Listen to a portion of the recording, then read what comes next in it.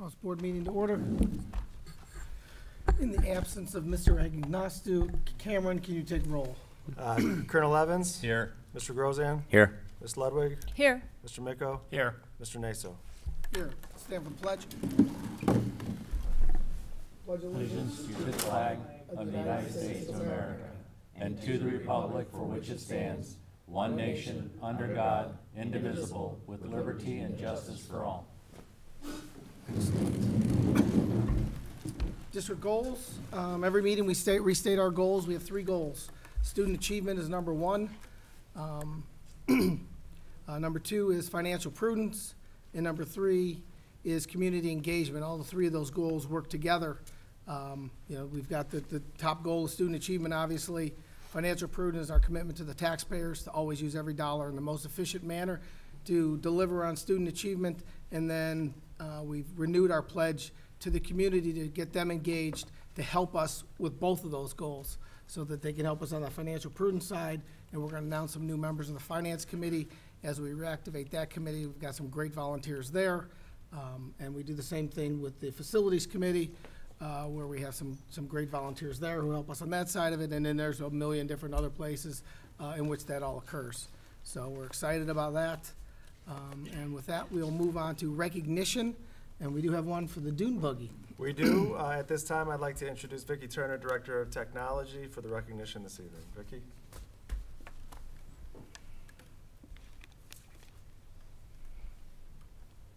Thank you and good evening.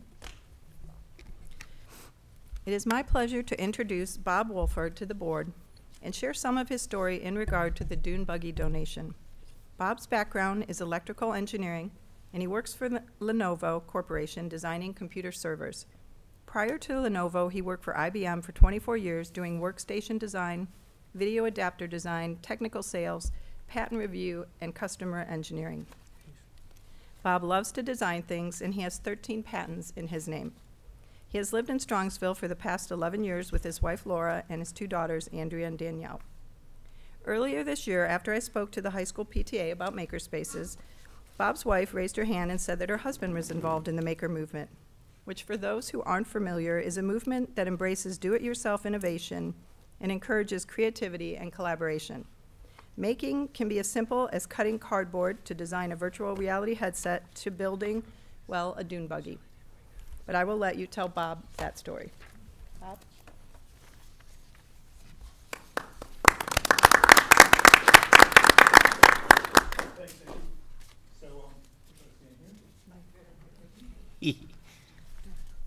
So I started on a dune buggy probably 8 years ago now. And when I started on it, I wasn't really trying to build a better or faster vehicle. I just wanted to learn how electric vehicles built.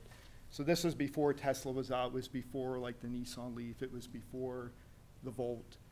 So I looked into actually taking classes on it, but I wanted, it cost money to take classes, so I wanted a more hands-on approach. So I decided just to buy the materials and learn by doing. I always felt that classroom time is valuable. It builds a good foundation, but I feel like if you get the hands-on approach, you get that connection between what you learn in class with theory and how you apply it to the real world. So I did that, and I finished it, I guess, 2 or 3 years ago, and my daughters enjoyed it. They basically learned how to drive in it. But since that time, my older daughter, she's driving now, and my youngest daughter, she's hopefully going to get a permit tomorrow.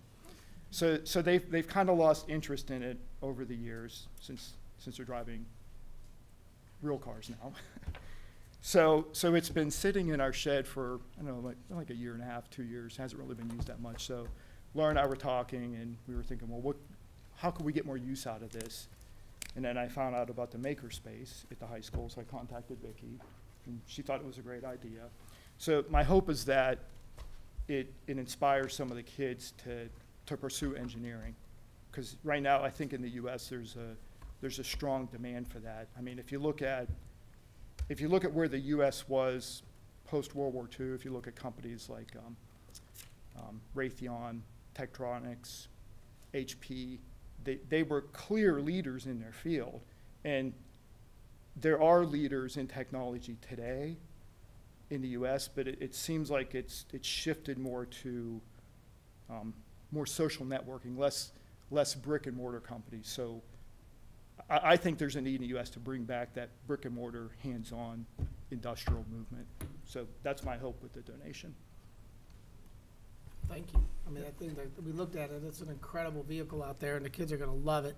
And I know you guys are gonna love driving. We're gonna love driving it too. I can't, Cameron hasn't let us drive it yet. That's coming as soon as the weather Tight breaks grip on here. the keys. We're gonna use our board authority and Yes. smack this gavel down and start driving that dog around. So Yep. we're looking forward to it. But that is such an incredible donation. I mean, talk about community engagement. It's just incredible. Yeah. We okay? I'm okay. All right, excellent.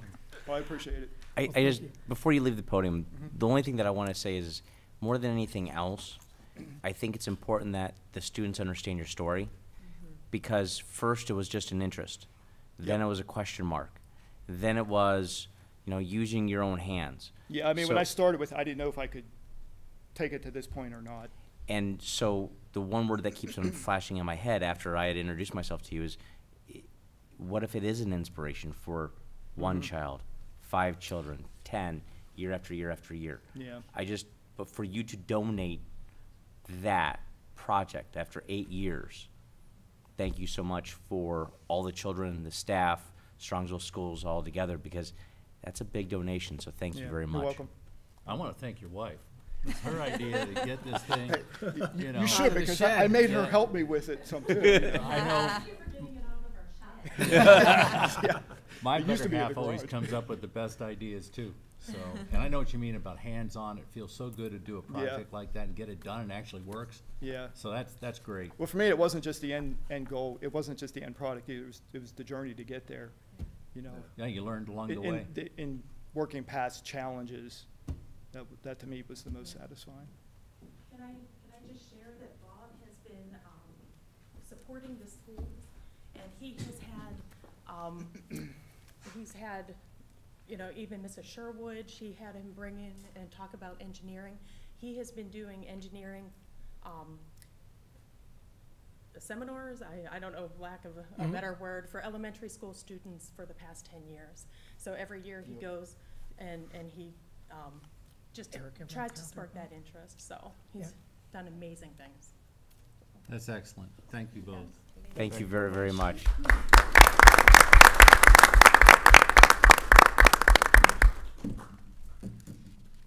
Be right back.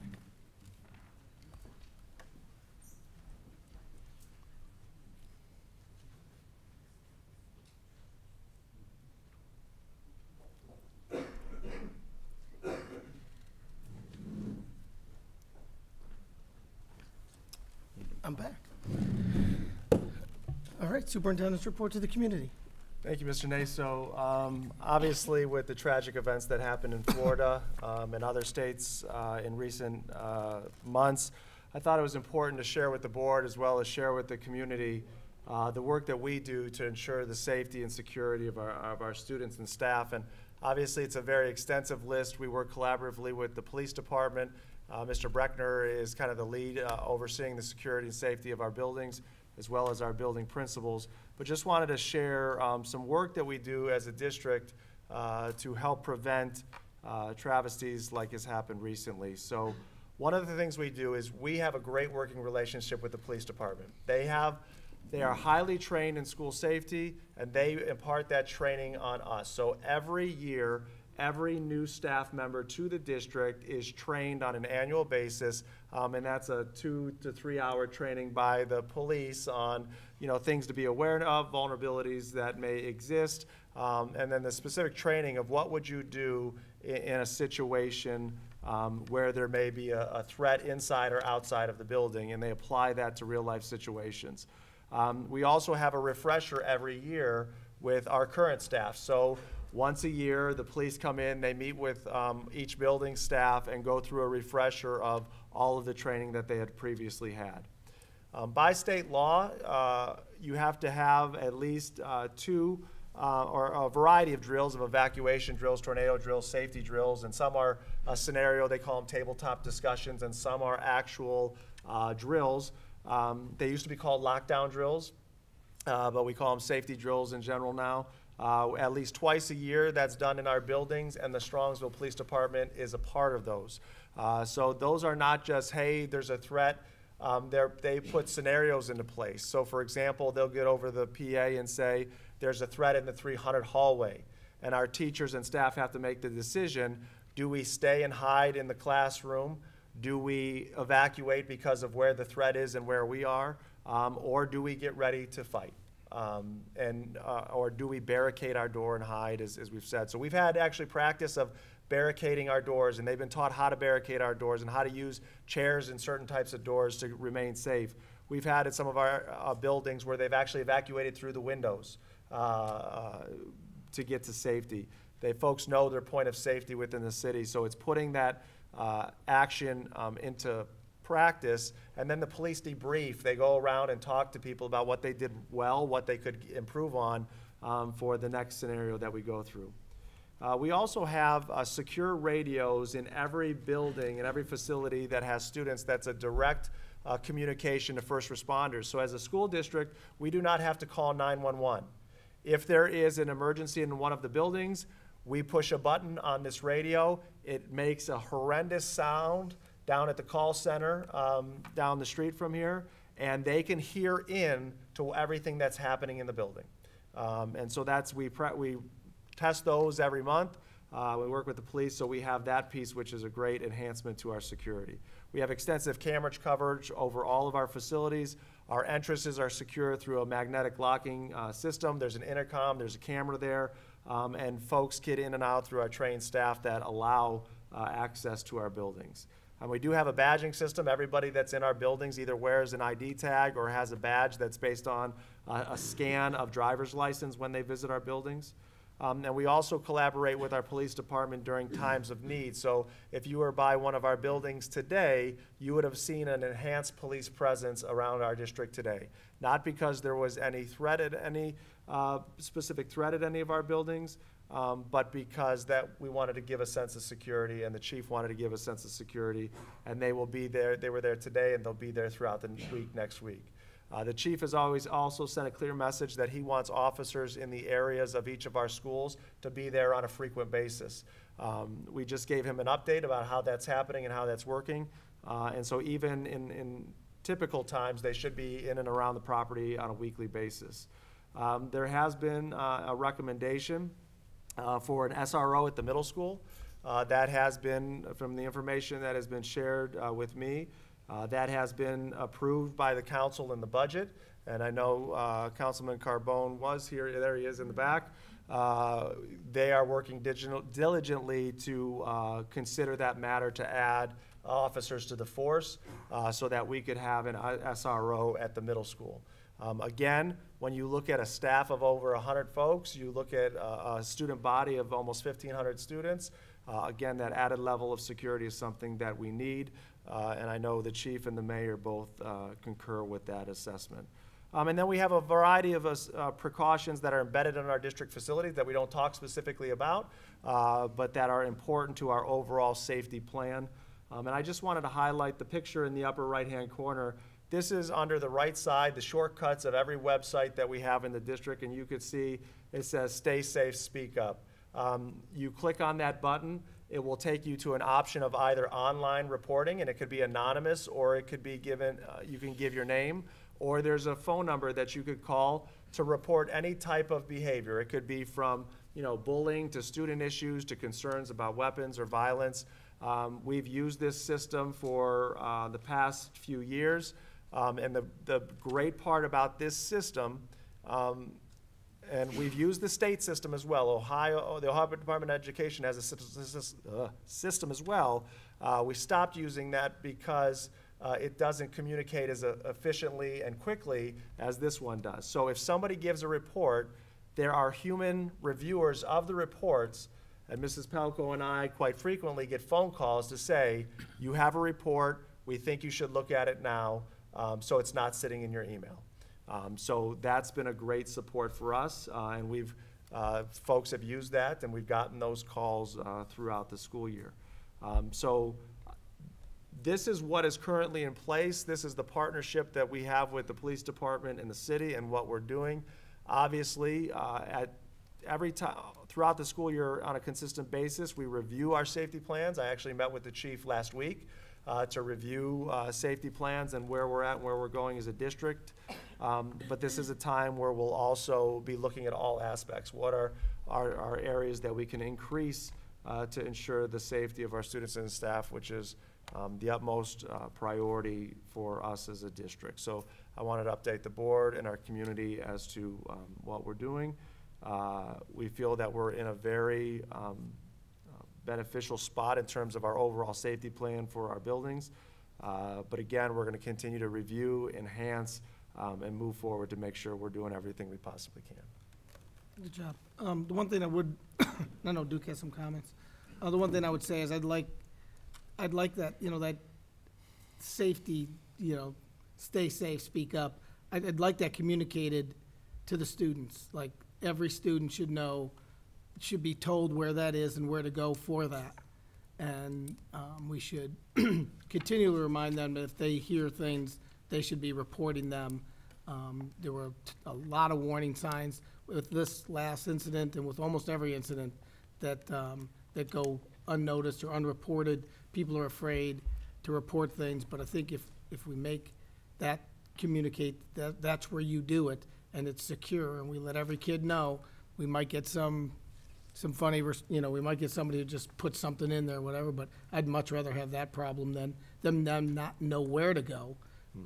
So I think, sometimes they might hear something, they might be stewing on it, and if they think about, oh yeah, this is where I go, that night when they get home, they can click on that thing and report it. So I'd like you to refresh every student in every building and every teacher in every building where to go to report that right there. We will, and in the 3 years that I think we've had it, I would say that we haven't had any reports that were not valid reports to make. So our students are making good choices. There's always that concern. Right, and I'm not concerned about that at all, quite Right. honestly. So I'll have Mr. Faust put in the Mustang Moments a little reminder to, because we've had parents use it as well. It's good. And so we'll do a reminder to the Yep. parents, and we'll do a reminder to the teachers and staff. And maybe you could do something when you're 30 seconds or Yeah. 60 seconds. Yeah. You're getting cut it down to 30 now, but That's right. 60 seconds. Yeah. But it should be part of the day. At one point during the day, you should stop, do it part of the announcements.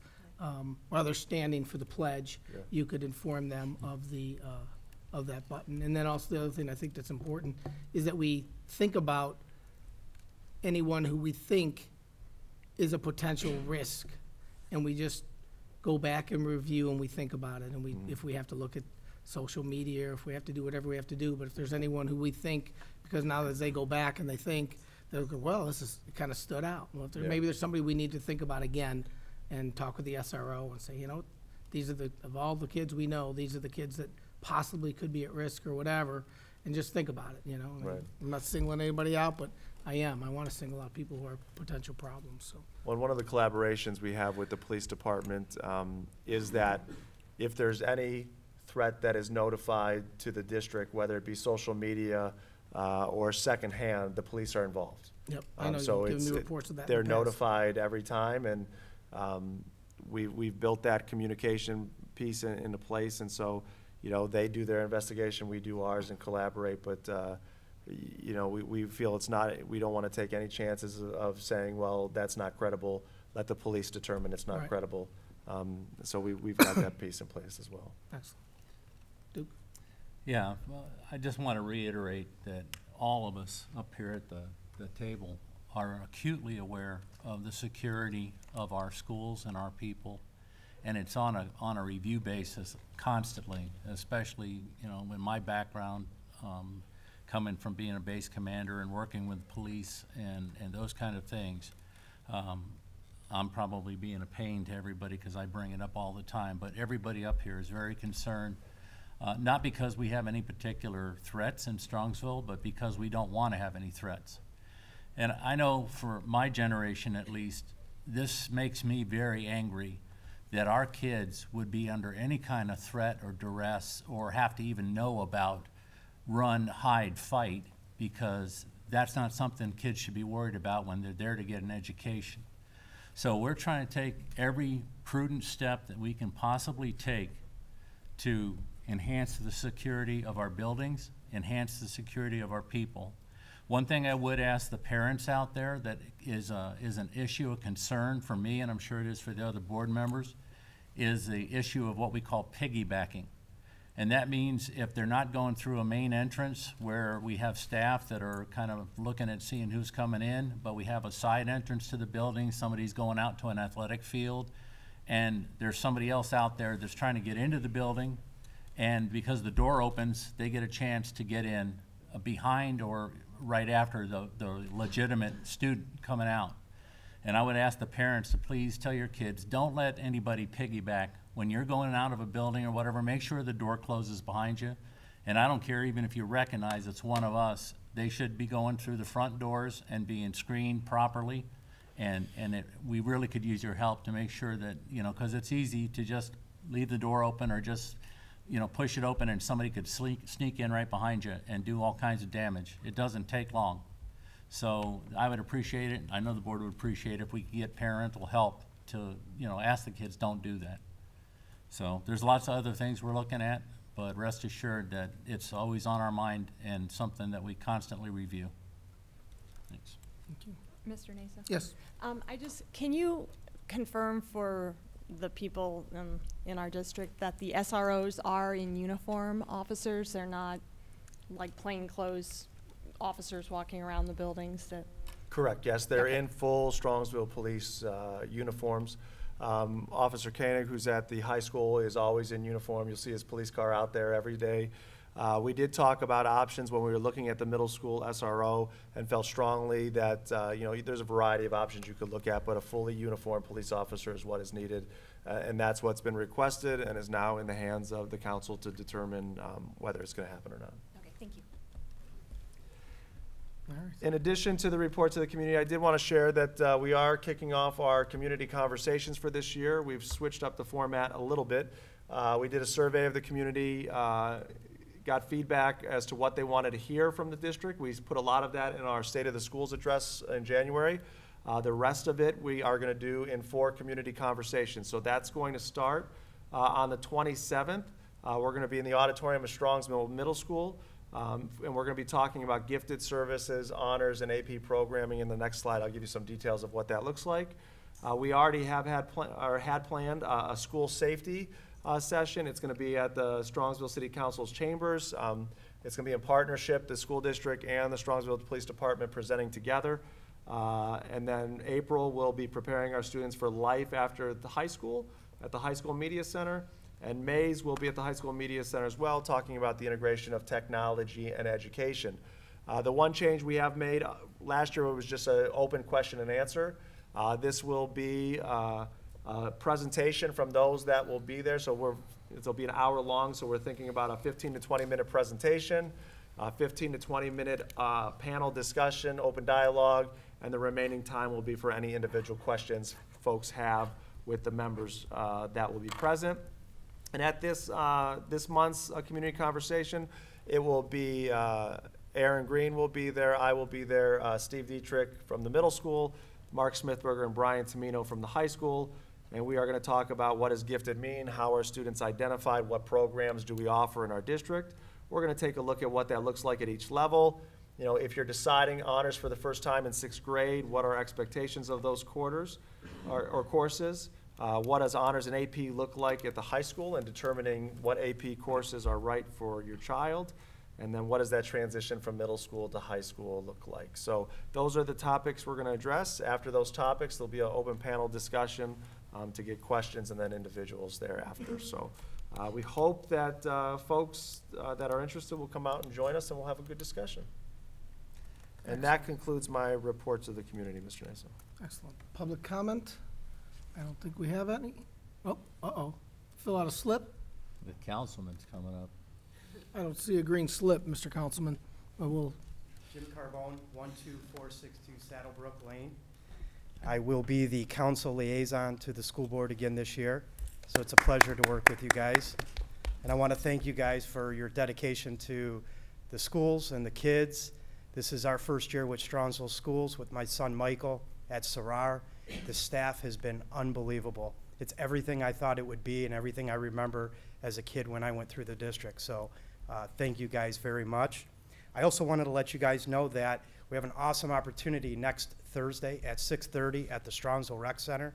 That's for you guys or anybody in the audience that might be listening or over the TV that maybe didn't see it. We posted on Facebook, and also Strongsville Post will be doing something this weekend in their paper. But we have a partnership with the Cuyahoga County Division of Planning for a master plan that we've been working on diligently for many years, and we finally were able to receive a grant from the county. And this is truly the foundation. Just like our facilities group has been meeting about a 30-year plan, this is something that we believe we have not had in the city of Strongsville as far as the city end, and now we're going to have it. And one of the important parts of this is having input from the residents. I believe that our residents have never had this type of input or stage to voice their opinion on the likes and dislikes of the city or maybe things that they would like to see in the future. So this is a great opportunity. Think the world of our board, and I would love for you guys to be a part of it. Jot some things down the next week, bring them to the table next week, and collectively together we could just build a better Strongsville together. Also, I wanted to thank Mark Smithberger. He's actually setting up where I'm going to meet with students next week about the master plan. What better than to have our high school students who hopefully will be a part of our community for a very long time. The main question is going to be, what's it going to take after graduation, get your diploma from college, to move back into our community? So their input is very valuable. And then lastly, we're going to fight to have our high school art students design the new water tower. There are provisions. I know there was a big social media surge with Ziggy. Unfortunately, that's not going to be an option. But I think a great option would be having our kids. The water tower as it is today has been up there for 45 years. So again, our kids are going to be in this community a lot longer than we are. And I think it would be really neat if we challenge them to come up with the best design for our water tower. Of course, keeping in mind the parameters set by the Cleveland Water Department. But Mr. Smithberger is setting that all up, and hopefully that will come to light in the future. But it's a pleasure to be a part of the liaison, part of the board again, and anything you need on our end, you know we're there for you. Thank you. You Thank you, get us our SRO, Jimmy. Thanks, Jim. Those are some great ideas. And you said it's next Thursday, 6:30 at the chamber? At the rec center. At the rec Strongsville center, Rec. okay. And the Cuyahoga County is actually holding the forum. Okay. And they will be asking all the questions. The first series, there was a series of interviews already with stakeholders, and now it's the community's part, and we're really just trying to engage the community, you know, especially over social media recently. You know, everybody's aware of Strongsville Moms Discuss It. There's a lot of opinion, and we want to hear those opinions, but we're going to have them come to the meeting, so maybe their opinion or their idea could be reality in the future, who knows. But we have to set that foundation, and then we have to, and I think this is the first time that we're really going to have, after this plan is done, a solid foundation where we have something to build off of. Excellent. We went through that process recently, and we're excited to keep building on it. So, And if you look at a lot of the progressive communities around us in the area, they have extensive master plans. And it's just that, it's a puzzle. You know, in the master plan, they put together the puzzle just as if you go to the store and you buy a puzzle and there's the pictures on the front. And then you open it up and it's all mixed up. Well, our puzzle here with the master plan is every time there's a new project or a rezoning or whatever there is, a new building, whether it's the brick color or do we put a ring road or what the sidewalks look like, whatever it is, we're going to pull out a piece and it's going to build the puzzle to what's on that box. And we're excited for it. I think the community is excited. I've had several phone calls just from a post on Facebook, and people are thankful now that they have that opportunity. So we'd I love know for it's you been your guys to be a passion part for a of it. long time. Thank you. So take care. Thank you very much. All right, that brings us to approval of minutes. We have the minutes from the January 11th meeting. A So moved. motion? Thank you, Duke. Do I have a second? Second. Wait, it's Lent. Oh, Oh, sorry. thank you for reminding me. Second. Thank you. Any discussion? Oh, no. Cameron, can you take roll? Mr. Miko, Yes. Colonel Evans, Yes. Mr. Grozan, Yes. Ms. Ludwig, Yes. Mr. Naso. Yes. That brings us our treasurer's report. I was just worried to do roll the right way. I had specific directions over there. I was trying to remember. Well, George is down in Cincinnati, as was approved a while ago by the board. We're implementing a new integrated, it's called eFinance Plus, a new integrated financial human resource system. So it takes a lot of training and work to get the system up and running. So he's down in Cincinnati doing that. So I will step in for him for the treasurer's report. Under his report, the financial report for the month ending January 31st, 2018 can be found in Exhibit A. We do have the amended permanent appropriations for fiscal year 18 be approved, and that could be found in Exhibit B. And we do have an invoice order for your approval as stated there for the club lead, which is a leadership development group that Mr. Smithberger runs at the high school. And that's the treasurer's report. Thank you. Nice job, Cameron. Thank you, thank you. We do look forward to having George back. Well, I thought we could make up a little time today, so. Excellent. Superintendent's report? Under timely information, I do want to share a few things. We do not have school tomorrow for our students and staff, and then we do not have school on Monday either for President's Day, so hopefully everybody enjoys a nice long weekend. Starting next Friday at the home basketball game, we will have a community spaghetti dinner. That's been in the Mustang Moments every week. It'll be there again if you would like to pre-order your tickets, or you can come to the door and pay. 5 to 7 p.m. Come and join some fellowship and food before the basketball game, and see our team compete later on that evening. And all the proceeds benefit our athletic boosters. So would encourage you to come out. It's the second year we've done it, and hope you come out and enjoy. We've talked about the community conversation on the following Tuesday. And then if you're a Kinsner parent or not, I've gone there the last couple years. It's a great evening to see our kids for what they've created, and they also bring in some guests to share and the expertise that they have in science. So Kinsner Science Night's actually going to be at the middle school Wednesday, February 28th from 6 to 7:30 p.m. If anyone's interested. And that concludes timely information. Thank you. Business services? Business Services will ask Steve Breckner, our Operations Manager, for his report this month. Good evening, everyone. Two items on the agenda for tonight in Business Services. The first one is a resolution upon the recommendation of the superintendent that the Strongsville Board of Education approves participation in the Ohio Schools Council School Bus Cooperative Bidding and Purchasing Program, and authorizes the Ohio Schools Council to advertise and accept bids on said board's behalf as per the specifications submitted for the cooperative purchase up to 5 72-passenger conventional school bus chassis and bodies. Can I have a motion? So moved. Second. Second, Richard? Sorry, Richard. Excellent. The only question I have is, last time we got longer buses, more higher capacity buses, are we doing the, This is the same amount. Same amount? We're moving from Excellent. Okay. 65 to 72 for the fleet. okay, perfect. And it says up to 5. I assume we anticipate purchasing 5. Correct. And can you just remind us how many buses we have in the fleet total? 81 right now. So, how often, what is the average lifespan? Is 5 a year enough?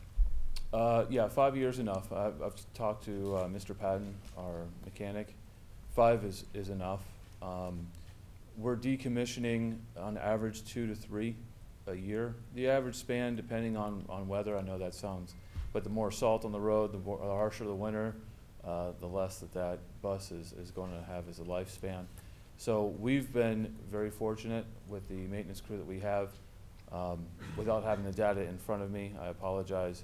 I would say between 10 and 12 years we're getting on the buses. We're also starting to look at as we increase the size of the actual buses, of course, we can decrease the size of the actual fleet over time. Looking at, instead of just having buses and keeping them for scrap, when can we start using some of these buses and selling them to other school districts while they're still usable for a few years at a better rate than just the scrap rate?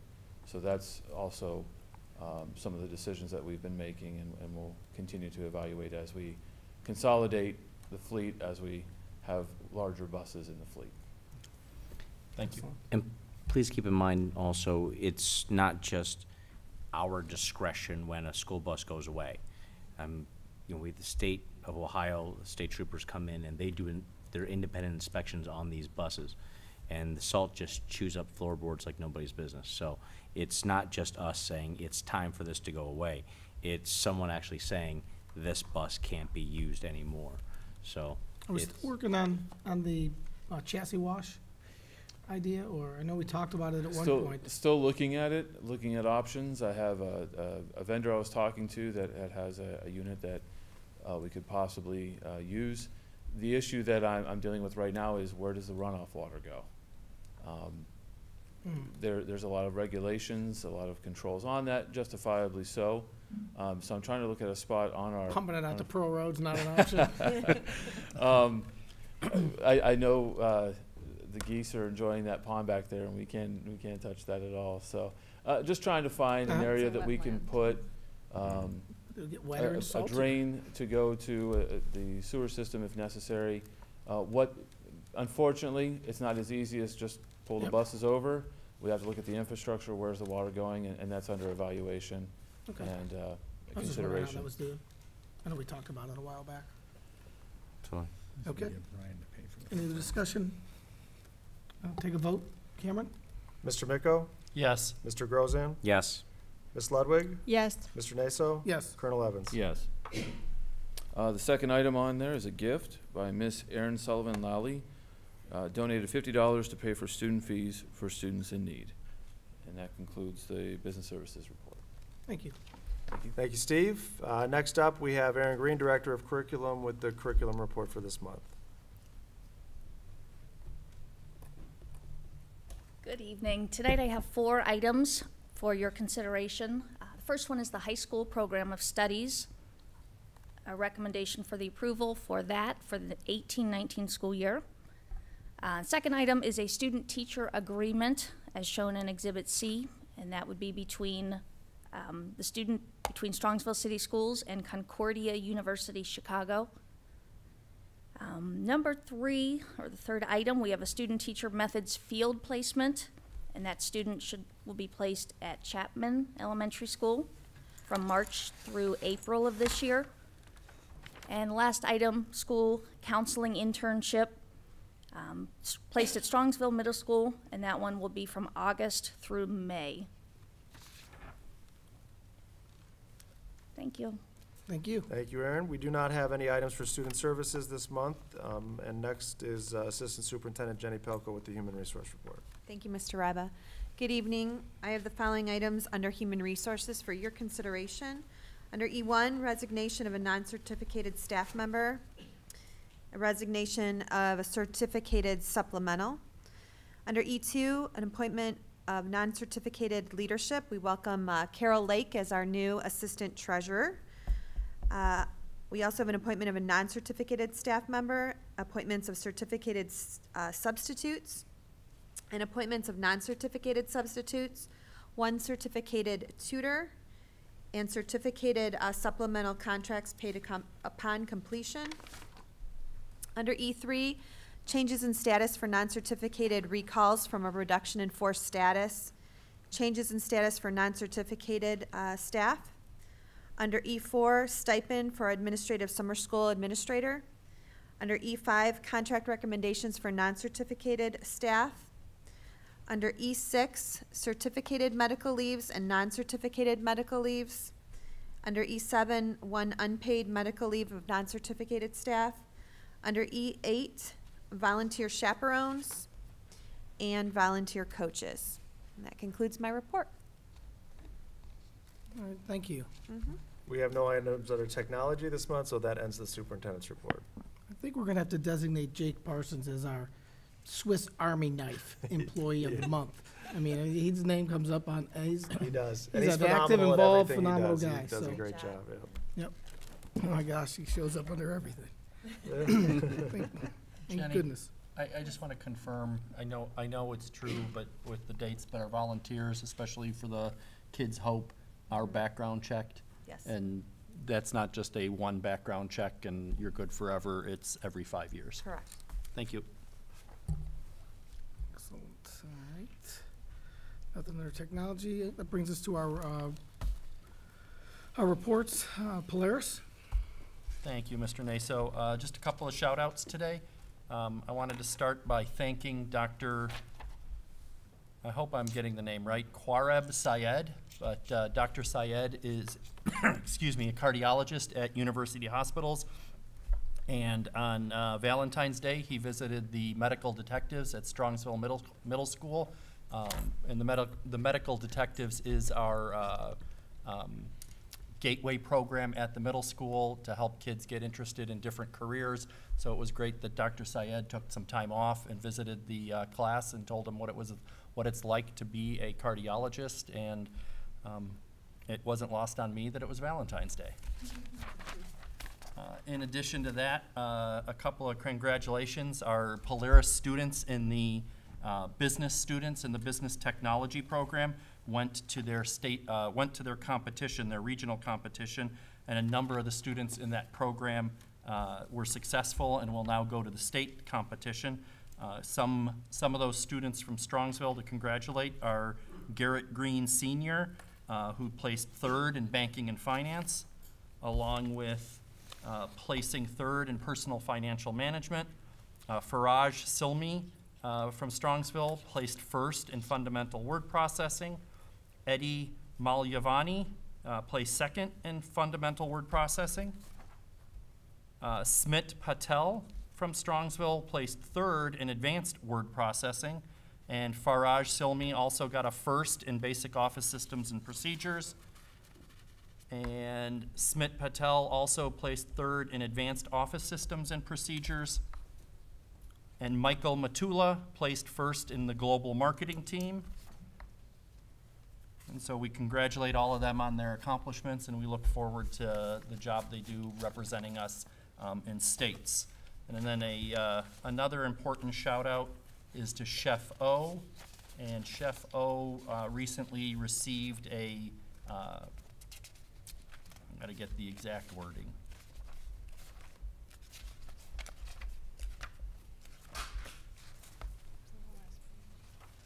Thank you. The Outstanding Educator Award, Outstanding Industry Educator Award from the Ohio Restaurants Association. The award honors an educator who has demonstrated exceptional dedication to the advancement of the Ohio food service industry. Chef O has been at Polaris for a number of years and has taken the program, and as we all know, it's now nationally recognized, and we look forward every year when they go to the chef training championships and bring home that national championship. And then I also, I don't know if some people noticed, but our very own Brandon Schifferle from that program was featured on Channel 19 as part of the Super Bowl lead up. And if you go on Channel 19, you can get his recipe for loaded potato wedges with avocado cream. And while they were delicious, they probably were delicious with the Super Bowl, I'm sure they're delicious anytime when you want to make them. So congratulations, Brandon did a really nice job on the newscast and represented Polaris and Strongsville very well. So we can congratulate him also. And February is Career Technical Month, so if you see any of our Polaris students, make sure to wish them a happy Career Technical Month. And that concludes my report. Certainly will do that. Legislation? Moving on to legislation. Just two announcements or 2 comments I want to make for the community. One is on SB 82, which is known as Aliana's Alert. That had a final hearing in the Senate, and it'll be up for vote later this month. And as many of you may know of the tragedy that occurred to the young lady Aliana in Cleveland, she failed to get on the school bus. She failed to arrive at school, and currently that's in the news right now. But what SB 82 will do is require schools to notify parents if a student is missing and is a unexcused absence within 2 hours. And you know, the thought of going through that kind of tragedy, I'm sure, affects everyone. So I anticipate this becoming law, and we'll need to make sure we have the systems in place on how we're going to comply with that. And it's not something that I think we need to debate should we do. It's a matter of when it happens. Let's get it done. I think we should be doing it now, and we do. We are. I mean, I get Yeah. notices when my daughter's late, so. Yeah, we have robocalls that go out for the high school and middle school, and the elementary have a dedicated individual that do that. So we're well within those guidelines. Excellent. And that concludes my report. All right. City Council, Jane? Okay, thank you, Mr. Asa. Well, welcome, Councilman Carbone, to our meetings. It's nice to have you back, and you stole a little bit of my thunder, so I don't have to remind people to go to the public meeting for the city planning. But I would like to know if Mr. Breckner will be able to attend. I mean, that would be a great opportunity just to see how, because of the middle school being so close to where a lot of these plans are underway, to see what our impact might be. Just a thought. And also, something that wasn't mentioned at the last meeting is they are now entering a program for soft recyclables at the curbside. So things like old clothing, maybe stuffed animals, some small appliances are going to be picked up curbside. They'll be issuing orange bags to put those in, and a flyer is going to be going home to all the residents to explain this program and when it will begin. But the important aspect of this program is for every ton we cannot put in the landfill, we save $36 for the city. So that can add up to a lot of money. So if you can really do your part and recycle in the city. I know I see a lot of blue containers and blue bags on the street corners on garbage days. So, but continue the recycling effort would be greatly appreciated by the city. So that is all I have for City Council. PTA Council? The next yeah, meeting George. is March 1st at 9 a.m. Yep. Their last meeting was Founders Day, which we Yes. all attended, so that was That was a lot of fun. Ms. Great. Ludwig, just before you go on, I did want to commend the city. They have, I was able to participate in, if you live in the community, which you all do, you received a survey recently. Yes. So I was asked and participated in that survey development process. And as Mr. Carbone mentioned, they had stakeholder meetings with the city planners. And so I represented the school district and had a one-on-one meeting with the group with an input from a school district perspective. But I think it would be great to have Mr. Breckner be a part of the open forum so we can continue that dialogue. okay. Thank you. And one other item on that side of it, I talked with City Council President Joe DeMio, and he would like us to put forth some dates because he'd like to have him and I have talked about it, and we'd like to have a combined meeting. We'd like to have a meeting with the school board and City Council. So we're gonna identify some dates. Joe and I will put together an agenda with input, of course, obviously from everyone. And then, we'll each have 2 or 3 items, then we'll have a little open discussion. But we're gonna start once or, maybe 2 or 3 times a year, we'll have a meeting where we all get together just to make sure we're all on the same page. Tonight we already talked about the SRO officer, the master plan, just different things like that, so we can, but we're gonna find a time in the very near future where we'll have a board meeting, a special board meeting, and we'll get together and talk with them, share ideas, and make sure we're all on the same page. So something we've been hoping to do for a while. The new structure, it looks like it's going to work out well. So, Jane, you want to move on to student achievement if you're done with I City Council? am, yeah, and Okay. PTA. It's, for student achievement this month, I wanted to do something a little different. So we're going to, Mr. Ryba did a wonderful 60 seconds with the superintendent segment, and it highlights Sarar and a different aspect of education and what they've done. So if we can show our 60 seconds, which is really like 3 minutes, but that's okay.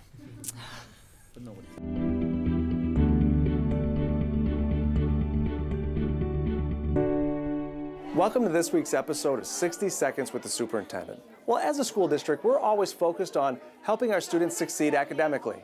But it's also important to help them develop the skills to succeed as successful young men and young women.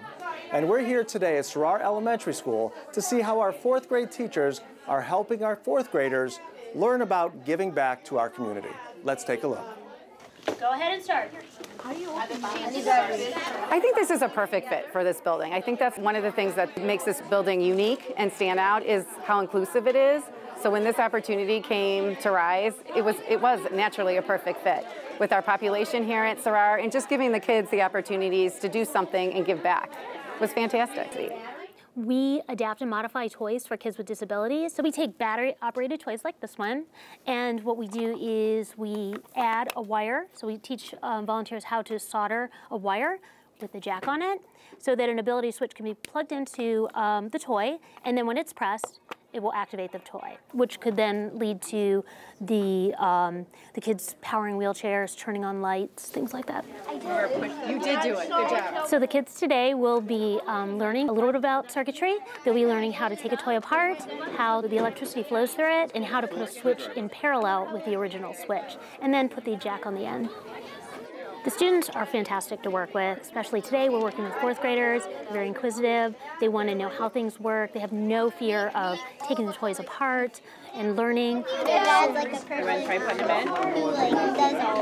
helps a lot. You probably watch them do it. We decided at Sarar that we weren't going to do Valentine's parties this year. So we wanted to do service projects, and this would be perfect. Not only is it a great service project, but it has to do with our curriculum too, which is electricity. All these toys have really little like on and off switches, which kids with special needs not necessarily can manipulate and utilize. So to give them the same advantage and have fun with these toys, we're rewiring them where we're taking the switch out and we're actually putting a push button so then they can just use the push button to play and interact with the toy. It is pretty funny, like just even interacting with the screwdrivers and just trying to figure out how the process works and the wires and when they're touching them together and making that connection and lights are blinking because they don't see the inside of toys, they just see the outside, and sometimes I think the inside's more fun than the outside. Righty, righty, lefty, loosey, Johnny. Correct. We give back to them and they give back to us, so it's a really fun opportunity to do this. So like they're letting us like do all this fun stuff and we're helping people, and it's pretty cool. I like how we're just like helping out kids so that they can do more things that like we can do. It's so exciting to see an idea our teachers came up with a year ago come to life here today. And not only did they help give back, but they're paying it forward through donations to the organization to help other schools and other students have the enjoyment of these accessible toys. As always, thanks for watching, and go make it a great Mustang Week. So I think that encapsulates everything we want to achieve in our district, between the empathy with your fellow students, to some education in there, to makerspace type activities and having fun. So congratulations to the Sarar School for coming up with that. Electrifying. What's the record for your longest 60 seconds with the superintendent? It's better left unknown. We are coming up, though. I think we're a few episodes away from our 100th episode, Wow. which is hard to believe. That's so. amazing. Yeah, it's an excellent initiative, too. It really is. Good. It's great. Thank you. Yes, so check out all of them. They're on the YouTube channel. You can go back and see them. You can. The You can see archive how is I've there. aged. Every week. All right. That brings us to the Finance Committee. We have a Finance Committee coming up next week on the 21st. I will be announcing some of the new members on that committee. I'm excited for that committee to get going. We have Policy Committee. We have some second readings, correct? Or first reading? Third readings? Third reading. Whoa. And then Finance Committee, we've got some new members. Facilities. Excuse me. Yeah, our next meeting, and it is open to the public, is going to be the 22nd, a week from today, at 6:30. And Jimmy, one thing I wanted to mention as well, We pretty much have a 30-year plan. It's something that we, on an annual basis, we're going to be relooking at it and as things change. But as you start doing a citywide plan, it might be a good idea to have that 30-year plan, or at least the basic knowledge of what our idea is for our facilities, our brick and mortar. And you might want to, integrate that, or have someone from that committee or a few people from that committee actually make sure that they're there, so that we can put both together, lock in. We do have a presentation from the Facilities Development Committee a little later on in the meeting, so I'm just going to keep it short. All right, thank you for keeping it short. That brings us to consent calendar. Do you have a motion? So moved. Second. Thank you. That's nice to Any hear. discussion? We don't have any modifications to the consent calendar. We're good. Any discussion? Cameron, can you take roll? Mr. Miko? Yes. Mr. Grozan? Yes. Ms. Ludwig? Yes. Mr. Naso? Yes. Colonel Evans? Yes. All right, that brings us to board policies. We have a number of them. They're on their third reading. Can I have a motion? So moved. Thank you. Second. Thank you, Richard. Any discussion? Mr. Naso? Yes. So, this is our third reading. The majority of them are to keep us in compliance with state or federal law. I will highlight that we are remembering to update our address. It's good to know where we are, but it sounds silly, but our address is in our policy, and it used to be the address on Pearl Road in front of the middle school, and we realized we better update it to the old Zeller School right here. So we're doing that. The majority of them are, again, to make sure we're in compliance with state and federal and any other applicable laws. And we do have some discussion later on today about some policies. So that's all the comments I have on these. All right. Any discussion? Cameron, can you take roll? Mr. Miko? Yes. Mr. Grozan? Yes. Ms. Ludwig? Yes. Mr. Naso? Yes. Colonel Evans? Yes. Motion passes. That brings us to Board of Education Other. We have some new members for various committees. On the Board's Facilities Committee, we'll be adding Mike Caldwell and Scott Maloney. Scott's out here today. On the Finance Committee, we'll be adding Dustin Hayden, Brian Jungerberg, Steve Kilo, Brian Cruz, Dennis Kubik, and Brian Wellman. All the people, I'm thrilled on both committees. On the finance side, they all have a specific specialty in which they're subject matter experts, from food service to small business, finance, insurance. They all have a different specialty on the finance committee side, and I'm excited to engage them as we look at the budget and begin to identify cost savings or just benchmarking or improvement plans. And I'm certain on the facility side, you've got the same plan. So we're excited to have that get going. Mr. Naso, it does go to say that while we've done pretty well on our budget with trying to be financially prudent over the last several years, and our good friend Governor Kasich is leaving office in November, so maybe that will do away with cuts to the school funding that we've been enduring, but having these additional experts help us with our finances is going to give us some more insights as to how we can work within what we have to maximize the use of our taxpayer dollars. Yep, on the finance and the facility side. Yes. So having the help on both sides, community engagement, going to our community experts and getting that done. So that's excellent. With that brings us to Facilities Development Committee presentation on secure building entrance recommendations. Timing couldn't be more perfect, and we'd suggest that you get started on these plans in the morning. Thank you, Mr. President. On behalf of our committee, thank you for the opportunity to present in front of the board today. We have two items for consideration. First is the 2018 bond fund plan, and then secondly, new membership recommendations to our committee. The 2018 bond fund plan, we spoke about this at our last month's meeting. Our objective is to review the proposed bond fund spending plan as presented by our operations manager and make recommendations. Currently, we estimate about $1.9 million is still available with the fund. We have three options that the committee talked about last month. One was to repair the concrete and asphalt at all elementary schools. Second was to replace the HVAC at Chapman Elementary. And then third was the assessment and making improvements to the building security at all elementary buildings. After discussion with the committee and everything, our recommendations was, our top priority was the security assessments and improvements at our elementary schools.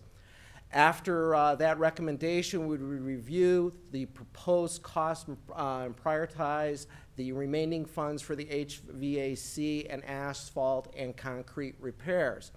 Our next step is our operations manager would partner with the Strongsville Police Department to perform a security gap analysis on all elementary school buildings. After we receive all the recommendations, a draft proposal would be put together by our operations manager and then presented to our committee. After we review the proposal from our operations manager, we would make a presentation in front of the board. So tonight, we were going to be requesting a vote on our proposed plan on the bond fund plan. Our Facilities Development Committee is a committee of 11 members. After the fourth quarter of last year, we had 3 members that stepped aside.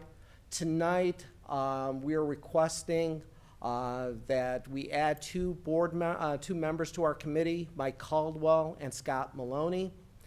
We still have 1 additional seat available, so if anybody is interested, please contact one of our our committee members or the Board of Education. So on behalf of our committee, we want to thank you for the opportunity of speaking tonight. Oh, thank you. Did they need a vote? No.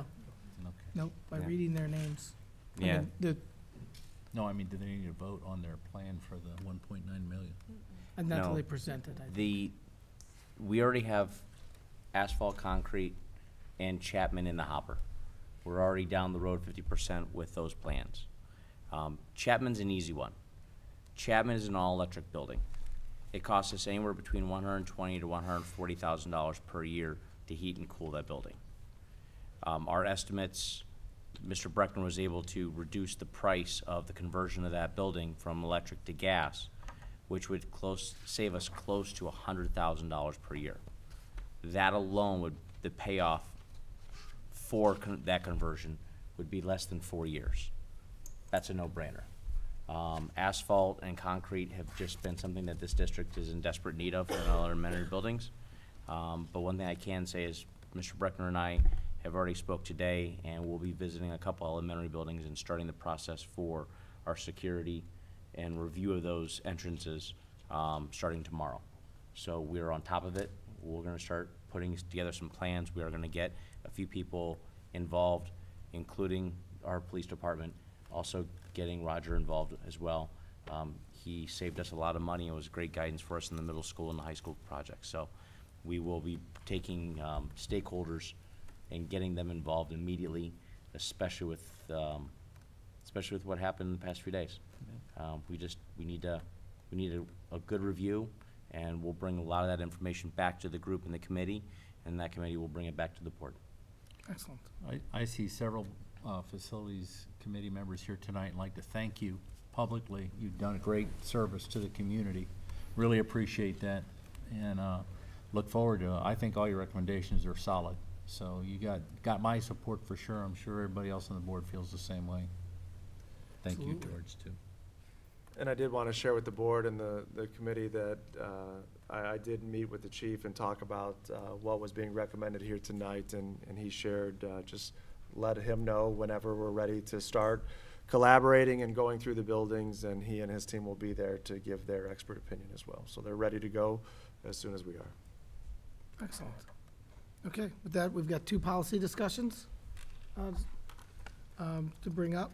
The first one is on field trips and other district-sponsored trips.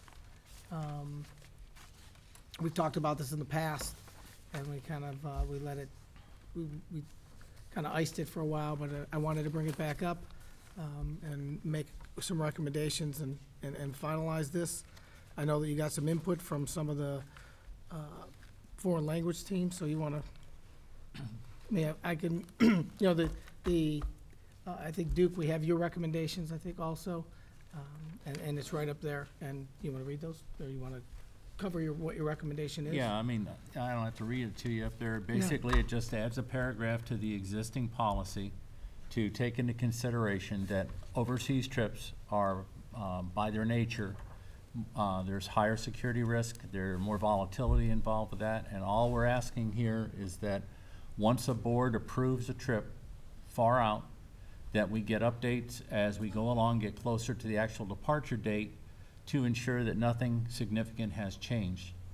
We also do not want to leave up to a travel agency whether they think we should go or not. Since this board will approve the trip to begin with, we have an inherent responsibility to ensure that the safety of our children and our teachers. So it just gives us an opportunity and the superintendent an opportunity at those particular intervals or wherever significant changes might occur, that they come back to the board and say, yeah, the trip's still a go and there aren't any problems, or we have a concern and we're looking into it, and to recommend to the board whatever particular action is appropriate. So that's the whole purpose of this paragraph, and again, it's because of the nature of overseas trips being significantly different, and the risks are higher. So we want to make sure that we do keep tabs on it and not just approve something in September that's happening next June and never revisit. No. And I just want to make the point that we have this, we don't need this policy change because we have the ability to assess the trip at any time and decide whether it's a go or no-go. We have, that exists with the board today. So really all this was asking for is periodic updates on trips so that we can review the security precautions and make sure that we get updates. That's all it does, is put some structure to it. You know, we can, as we did on the trip to France shortly after the attack in the cafe, that was just weeks before our students were to go, and we had to make the decision to stop that trip. We have this ability, and we would never relinquish this responsibility. So, I mean, this just puts a little structure to the review, and that's what we're basically asking for. The one thing I will speak up to about is the last sentence. I still believe immersion is incredibly important. So going to a foreign country, if you've never been to Europe, if you've never been to Asia, grocery stores are different, smells are different, foods are different, language is different, politeness is different. And I think that we do have an inherent responsibility, and I think just having the reviews is important. But I also need to make sure that parents understand that ultimately they're your child. And you are sending your child with another adult to a foreign country. There are inherent risks. And so the last sentence is something that Cameron and I discussed and we talked about, and the rest of the board, is I would like some sort of document so that the parent understands that exactly what they're getting themselves into. It's just asking for a signature to say that you are providing the trust within this travel agency and the school district or that teacher to send your child thousands of miles away. And I just want it to be very clear for that parent to understand that responsibility by them signing that piece of paper. Okay. Richard or Jane, any comments? That's why I stuck it in there, 'cause you asked for it. So, Yeah. oh, go ahead, Jane. No, well, there's a few things in here that I have troubles with. First of all, it's great that you're gonna inform the board, but to George's point, I'd like to see the parents and participants being informed as well, because maybe they don't watch the board meetings, maybe they don't pay attention, so to have there be a mechanism that they would be notified, because it is ultimately their decision if they go on the trip or not. As far as the last sentence, the participant prior to departure, I think it maybe should be prior to participation, because you pay for the deposit, you know, to go on this trip. 8 months before you actually leave for the trip, you should have that piece of paper signed at that time when you sign up. I have no problem with that at all. And then how long do we keep this piece of paper in the office? Is it, what happens to the piece of paper after? I mean, there's a lot of open-ended little ticky-tacky things that you need to think about. If this is the path we're going to go down, what's going to happen with that piece of paper?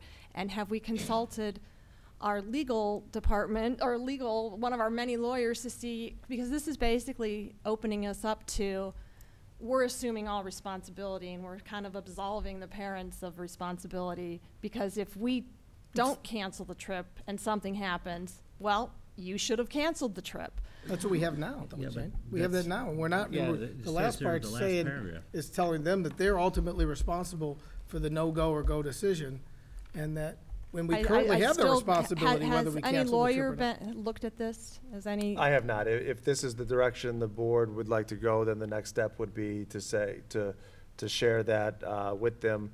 Because it's a district-created section, it doesn't get covered under Neola's, you know, this is legal protection. So that would be a piece of it. The other piece that we have to also keep into consideration is that the trip company has liability insurance that would cover to a certain rate. So again, if this is something we want to talk about, I could get information on what liability coverage the tour company we've typically used in the past has. Liability, what type of liability? What's that? Are you talking about trip costs, or are you talking about? No, I'm not talking about trip costs. I'm saying, should a student be harmed or injured on a trip, that EF Tours, who we've used, they have their own liability insurance to cover incidents such as that. This would not be dealing with if the trip is canceled, or should they go. So those are all questions. Again, if the board decides this is the direction they want to go, then I'll get the research and make sure that everything we state in the policy could be supported legally. Okay. I have no problem with what Jane had said. If you want a consent form of some sort signed before they provide their money for it, I have no problem with that. Easily enough said, though. That form, that document, that piece of paper should be shredded and should go away once the children come back from the trip. It's that simple. But I see your point, Jane. That's well said. So I disagree, and I understand the attitude. I understand what we're trying to do. But I look at it, and when we dealt with this earlier, everybody had an opinion. And what we did say is we didn't want to be in that situation again. We said that ultimately we made that decision, and ultimately we made the decision to use school tax dollars to make the people whole. And that decision made sense at the time, but I was clear that we didn't want the district to be in that position again, that if the board chooses to cancel a trip, you know, and parents who would have gone on the trip now lose money. We don't want to be in that position again. And while we have that line that says you're going to sign a statement that says you release us from all liability, if we're making the decision, the ultimate decision, we're saying we should have some responsibility. And so I think the two paragraphs, if I was reading them as a parent or a consumer, I'd be like, well, you're telling me that the board is going to make the ultimate decision, and if you disagree with the decision, you have no recourse. Ultimately, I think a policy should state what the parents' responsibilities are, set up the guidelines, and reinforce what we all have said, that the parents are the ultimate decision makers on whether a child should go on this trip. And ultimately, the parents are the ones who need to be empowered to say, if it seems like that destination is unsafe, I'm gonna choose. I don't wanna play what-if games, but I'm uncomfortable with the idea that the board is now taking on that responsibility. We have that responsibility. We're not taking it on, we have it. We have it. We have that responsibility, and we're also, and now we're saying we're gonna review it at 90, 60, and 30, and we're gonna ultimately, we're saying the board is going to vote before a trip on whether you should go or not go. And From the superintendent's recommendation, we're just getting a review at 90, but 60, and 30. ultimately, the board's the one that makes the vote. The board But approves the trip. But the we board- approve the trip, we Correct. wouldn't have another vote unless the superintendent comes back to us and says, there's a reason to have another conversation and another vote. And again, the way we had the policy from the committee was that we were gonna do that work up front to let parents know what situations from the State Department we would cancel that trip, and what situations from the State Department that trip would go on. And so that a parent can make an informed decision. Richard, you can't make those decisions in September for a trip that leaves in June. And the other part of this is, you're leaving it up to parents, which I think the parents do have the ultimate authority whether their child goes or not. But let's say you have the World Language Department works on a trip, and they have 20 or 30 kids signed up, and parents see something happen, and they take 15 of those kids out of the trip. Now, are they gonna pay the last money? Is the trip now canceled because the other 15 kids that their parents are saying it's okay to go, that that trip is off or it's on, or their expenses go up? Like Carl said, if we originally look at everything and say, okay, you wanna go to France, we approve that, you can go. I think it's only prudent that we keep an eye on the thing, and based on Cameron's recommendation or the superintendent's recommendation, he says, I've checked everything, the trip's still good to go. We shake our heads and say, okay, fine, no votes required. We already voted once to approve it. Now, if something comes up, we need to look at it, because it's the Strongsville School Board that approved the trip to start with. And so now I'm not gonna abdicate to a parent who may or may not be informed about what's going on as much as we would with a central recommendation from the superintendent. Or a travel company that's Or a travel company. financially incentivized for the trip to go on. So they may overlook security issues that we wouldn't overlook, and they say, we're gonna go because we're not gonna lose money on this trip, because, you know, they have a vested interest in that trip going. So I'm not comfortable with just them making that decision. Now, if they wanna take the trips and do them in the summer and not have the board vote on them, do it that way then, and and the teachers can go, but they go on their free time, and you want to move the trips that way, then I don't need this, and I don't need to approve it. But if I have to approve it, and it's happening on school time, then something goes bad, like I said before, CNN's coming to my steps, and, you know, I just, all I want is that review. And it's possible, just like any time, whether we put this in or not, if we have a group of children who are going to Spain, and a week before that happens, some horrific event occurs, it's possible we could cancel the trip again. And no, we're not gonna make financial restitution. It's part of the risk, it's part of the world, it's part of international travel today, that it's just gonna happen. And that's why we wanna do it at these increments, because that was timed with the reduced savings to the participants. And that's why we did it at these intervals. But I'm not comfortable just approving and letting kids go. If I gotta vote yes for the trip to happen, then I need a review to make sure that it's gonna continue to happen. And again, what happened with the last time this happened is it wasn't clear cut. We don't have to question when it's clear cut. If it's safe, we're gonna go. If it's thoroughly unsafe, nobody's gonna go. Right. The situation that occurred last time, there was honest difference of opinion on whether it was safe to go or not. And those are the situations that I see this policy tying us up worse. The original version, it was, It wasn't a mixed vote last time. We all agreed that it was unsafe to go, and every single one of us said no go, including Cameron. So, I mean, there was no dispute the last time. It was clear cut that it wasn't safe for our children to go to France at that time. no. Okay, So, I mean, I guess we could take what I'd like to do, because we've rehashed this a number of times, I'd like to take a vote of the board members to see who wants to include this language and who doesn't. And then we can be done with this. So, I'll ask, Duke? So Yes. moved. George? I'm good with the way it is. The way it's written, Yes. 2340 up there?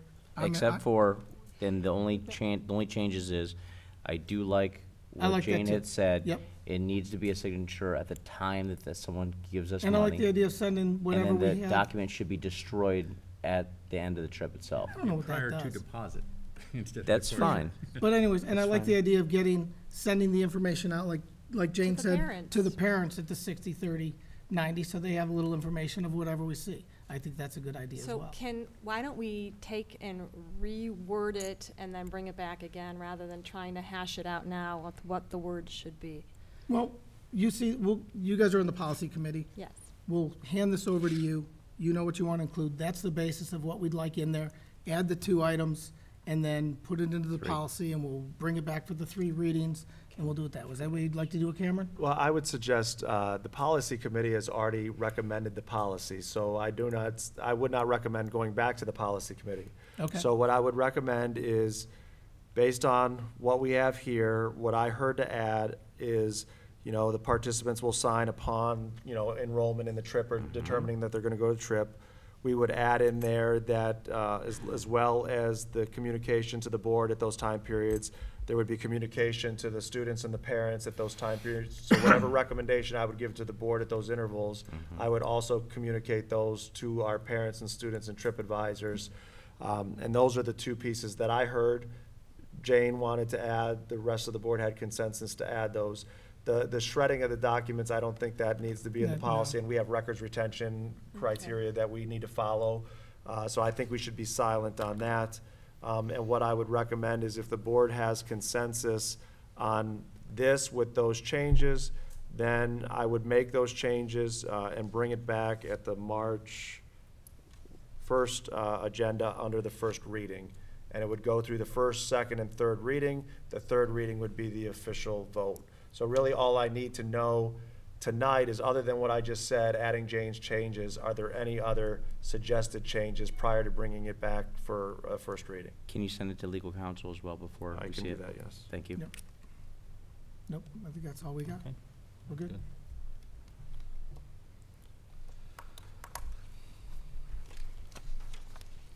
The second one, Mr. Naso, that we're reviewing tonight is the personal communication devices. This deals with students' access to cell phones. It's a long policy. This is the paragraph of the policy that was discussed last time and the reason it was pulled. And I highlighted the section that's up for debate. Currently, the policy as proposed allows the classroom teacher or the building principal to determine if cell phones can be used in the classroom or in the building. There was discussion that it should be only as approved by the building principal. Since our last meeting, we did do some research with our administrators as well as our teachers. And the basic gist of it is that at the high school and middle school, they feel that the cell phones are managed appropriately, that they're handled accordingly. And they don't see any need for only putting building principals as the purveyors of where or when you can use cell phones. I did share, it's hard to see a little bit, but a picture right there. Many of our eighth grade classrooms, other classrooms have cell phone management systems. That's actually just a pocket. The kids come in, put their cell phone in the pocket, and then go about their day. We have talked, we are gonna implement this kind of color coding chart. Again, on our board, it's hard to see, but designating areas as red, no cell phone area, and then on like bathrooms and locker rooms, actually posting, this is a cell phone that corresponds with our policy, a cell phone free. The yellow would be under teacher directed use, so yellow would be our classrooms. They should be off or silenced and away unless the teacher says you can use them. And green means you can use them as you would like. So at the high school level, in the media center, in the commons, in the hallways, you don't have to have permission to use them. So that's something that we've talked and would use. Could a teacher elect to have their classroom red? Yes, they could. And we do Okay. have teachers that say absolutely no cell phones in my class. And, that's their discretion, especially with the number of Chromebooks we have at the secondary level. They feel all the research or use of it can be done there.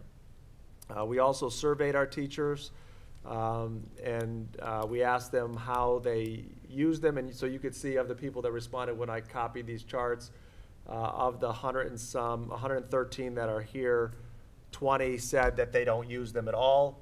The other 93 used them. We asked them, would you like principal approval? 81% said no, they would like to utilize them based on their discretion. And then we asked them, do you feel you could effectively manage cell phones? 85% said yes. Would you like more training on classroom management? We had 28% say yes. So we've actually started that.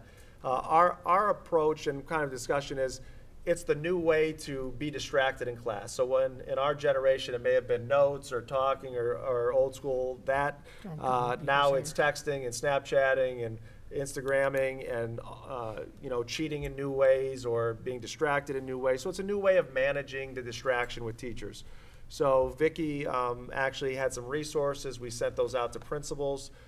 They've included those in their newsletters, and we're providing additional support of how do you help students be successful in a truly immersed digital age, such as we haven't talked about Chromebooks, but Chromebooks when they're up can be highly distracting and for kids to do other things than pay attention to what's happening in the classroom. I know as an adult in a meeting, if my laptop's up, I may lose focus once in a while. Never when we're together here at the board meeting. Sure. But in other instances. So that's the research we found, and just as if we do decide to tweak anything, we do have a bring your own technology policy that would also need to be tweaked to reflect that. So I turn it over to you, Mr. Naso, based on that feedback. So I know I know Duke was the one who suggested that we review this policy, and I'd like to hear what he has to say. I was the squeaky wheel, and I apologize to her, but I can live with this, with the teachers and building principals at this point. The reason that I brought it up was because there have been several studies done and several other school districts that have seen that the social skills of a lot of our kids have deteriorated because they're always, and I'm sure there's a lot of parents out there that have seen this, their faces are buried in their cell phones. And they don't talk, they text, or they do Instagram or whatever else. So they don't gain, and one of our goals is to make our students college and career ready. One of the keys is being able to interview for a job. And if you can't have an interview where your social skills are developed, then you might lose out on a job. And in the schools where they actually prohibited the use of cell phones, there are some schools where they actually collect them when the kids come in off the buses. They found that the social interactions increased dramatically, that they actually talked to each other during lunch, that they actually learned to speak with each other rather than just texting each other, and that the environment was healthier from a standpoint of actually learning to communicate and live with each other rather than just living on that cell phone. So, and I've also spoken with several teachers who may be in that 20% or whatever that says, no, I don't want cell phones in my classroom because it's a big distraction. If their faces are buried in their cell phones, they're not listening to me, and I'm trying to teach them something.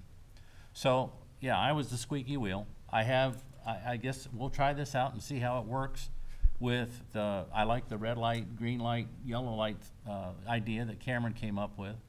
And we'll see how that works. But the whole impetus behind it was to make sure that our kids have the social skills as far as interacting with each other and with their teachers, getting the most out of a classroom that we're paying a lot of money as taxpayers to provide.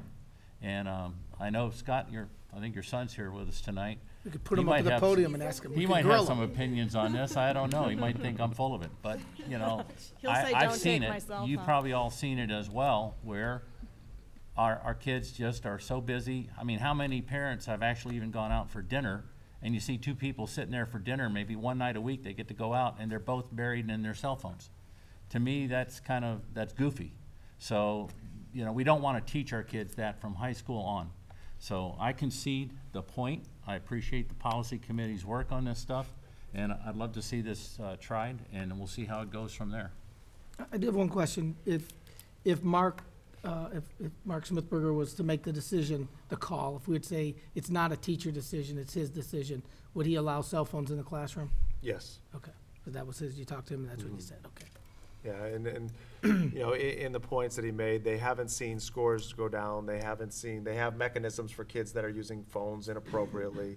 And so that's the part where we always want to have policy that's going to be enacted as it's intended to. That's something Richard always says. And I feel even if we would have taken out teachers, the principals would have said, by my declaration, teachers, you can decide what you want to do in your classroom. Folding like a cheap tent. That'll be the day. So do we have consensus that the policy will stay as is? Yes, we do. All right, so that will come back at good? the next Yes. meeting. Providing you implement all those other steps. Correct, correct. Okay, excellent. We're getting somewhere. Great Funny. timing. Yeah, funny. We need a sign outside. Silence your cell phones before That's entering the right. meeting. It's a red zone in here, Mr. Carbone. I was calling them. That brings us to meeting notification. We have a regular school board meeting work session on March 1st, right here in the admin building.